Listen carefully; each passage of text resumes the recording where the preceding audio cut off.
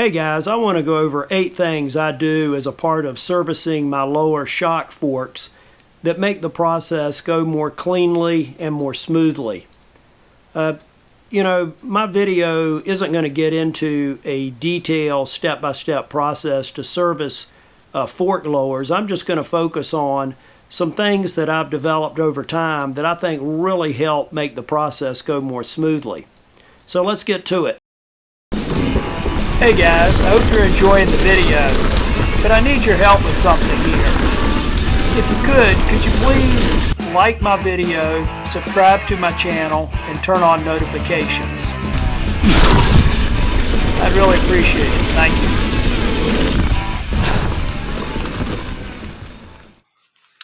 you. Okay, here are helpful tools for lower fork service. One is a fluid and torque chart. Second is a collapse preventer. Third is a drain pan. Fourth is a lower holder. Fifth is a tube cleaner. Sixth is a sponge dryer. Seventh is an air spring extractor. And eighth is a seal spring installer. The fluid and torque chart is just what it says. It's a chart that lists the fluid and torque for each fork. I have it printed out and I mounted it in the top of one of my toolboxes so it's easy to see and easy to access. This is the detailed picture of it, and as you can see, it shows on the damper side and air side by fork the amount of fluid and the type of fluid that needs to be changed for each fork. And it also gives the torque that's needed when you put the fork back together and tighten up the bolts, putting the fork together. The next thing I have is a collapse preventer. When you take the lowers off, they're very vulnerable in that if you were to bend them together, you could ruin the fork. So as a precaution, I install a 1/2-inch piece of PVC, cut the width of the fork, and stick it in there, leave it in the entire time. This is a picture of it installed on the bike at the end of the red arrow. And once again, just a precaution to make sure that the lowers don't get damaged when they're off the bike. The third thing I have is a drain pan. This red arrow is pointing to a black pan. This was a cement mixing pan. It's fairly thick plastic, very durable. And as you can see in the pan, it's collected some suspension fluid. This picture shows it a little more clearly. I have the pan right under the forks, and the red arrow is pointing to the pan. The blue arrow is pointing to fluid in the bottom of the pan that's been collected under the fork. The right picture just gives you a little bit close up so that you can see that as the fluid leaks out, that pan has sides high enough to keep it from going all over the place, and it just catches it in the bottom of the pan. The fourth thing I have is a lower holder. The red arrow is pointing to the holder.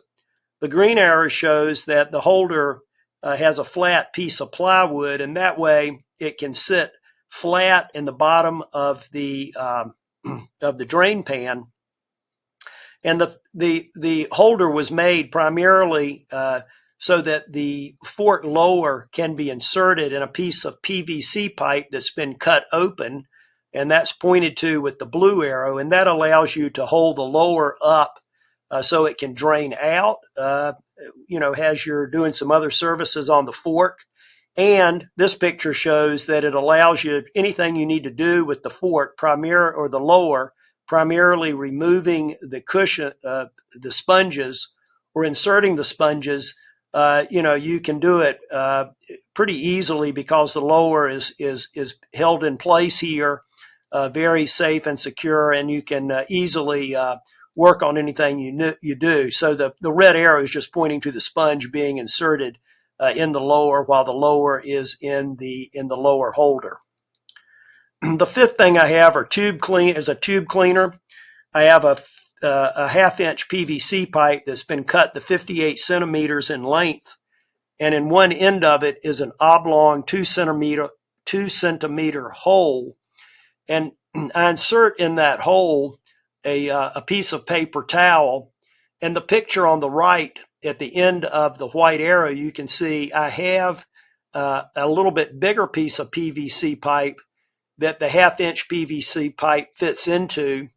And that way the tube holder or the tube cleaner is right beside the lower when it's off the fork, so you can easily get to it. And here I go inserting the tube cleaner down into the fork tube. The first picture on the left at the end of the red arrow, you can see where I'm just starting to insert the 1/2-inch PVC pipe. It'll go down and push down the paper towel and allow you to clean out the excess oil in there. And in the picture on the right, it's just being inserted a little bit further down the end of the red arrow. You can see it's inserted. Then this tube cleaner just gives you an easy, quick way to clean out the fork lower and get it ready to put in the new suspension fluid. The sixth thing is a sponge dryer. Basically these sponges, when they come out of the fork, typically they're dirty and you need to put them into some type of fluid. I use mineral spirits, and then once you get the mineral spirits and get the sponges somewhat clean, you've got to press the fluid or the mineral spirits out of them. So what I do is I take an old cotton t-shirt. As you can see, it's a green one. The black arrow is pointing to a cotton t-shirt that's been folded over several times. And then I put a piece of cardboard that's been cut, inside the folded up t-shirt. And then I fold, as the picture on the right shows, I fold one side of the t-shirt, put the sponges on top of that fold. And then in this picture, I folded the other side over and mashed down with my hand on the top of the t-shirt. And what this will do is squeeze the mineral spirits out of the sponges. And the piece of cardboard will help absorb the excess mineral spirits and have it contained in one place. The picture on the right at the end of the yellow arrow, you can see the mineral fluid it's been pressed out of the sponges and is caught in the t-shirt. And this gives you a good way to get the sponges dry and ready to be re-soaked in suspension fluid. The seventh item is an air spring extractor. This is a piece of flat bar. I've cut it at about 5.5 centimeters and drilled in the very center of it a 1 centimeter hole. And this allows you to pull the air spring out of the upper. And as you can see in this picture, the